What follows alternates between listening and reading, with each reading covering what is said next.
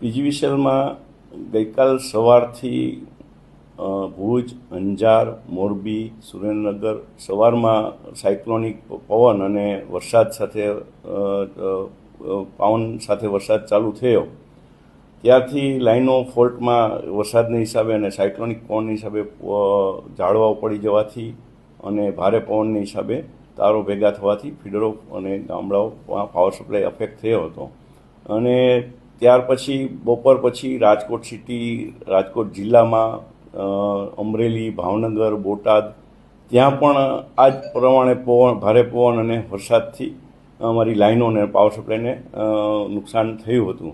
પરંતુ અમારી 573 જેવી ટીમો સવારથી જ કાર્યરત હતી અને સવારથી સાંજ સુધીમાં 2645 ગામડાઓ બંધ થયા હતા. એમાંથી 2440 ગામડાઓમાં વીજ પુરવઠો અમે પૂર્વવત કરી દીધો હતો. રાત્રે મોડી રાત સુધી આખી રાત કામ કરી અને વીજ પુરવઠો પૂર્વવત કરી દીધો હતો.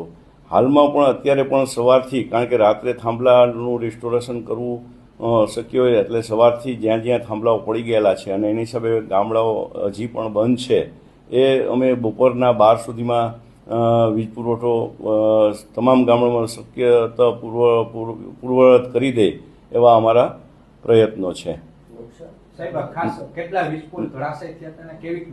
આશરે 800ની આસપાસ વીજ પોલો પડી ગયેલા છે અને 28 જેવા ટ્રાન્સફોર્મર સેન્ટર પડી ગયેલ છે અને 101 લાખ રૂપિયા જેવું 101.86 લાખ જેવું નુકસાન થયેલું છે.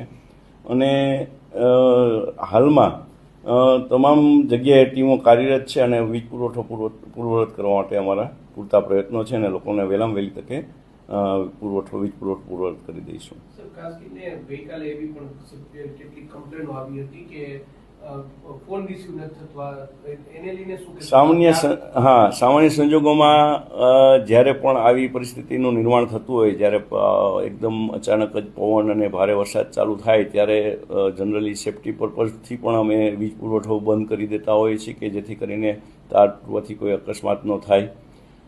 ત્યારે લોકોની અપેક્ષા હોય કે પાવર સપ્લાય ક્યારે ચાલુ થશે, એટલે તમામ લોકો આજે બધા જાણતા હશો કે એક ઘરમાં 2 થી 3 મોબાઈલ હોય, એટલે તમામ લોકો જ્યારે એક જ ફોન ઉપર તમામ લોકો જ્યારે ફોન કરે ત્યારે પીજીવીસીએલમાં 60 લાખથી વધારે ગ્રાહકો છે.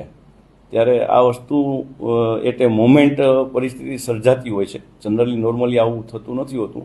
તો અમે પણ એવા પ્રયત્નો કરીએ છીએ કે લોકોને મેસેજથી અને જાણકારી મળે એવા પણ અમારા ટેકનોક્રેટ પ્રયત્નો અમારા ચાલુ છે કે જેથી કરીને આ લોકોની જાણકારી મળી જાય કે મારો પાવર સપ્લાય ક્યારે ચાલુ થશે તો એટલા ફોન ઓછા આવે એવા પણ અમારા પ્રયત્નો આજની તકે પણ ચાલુ જ છે.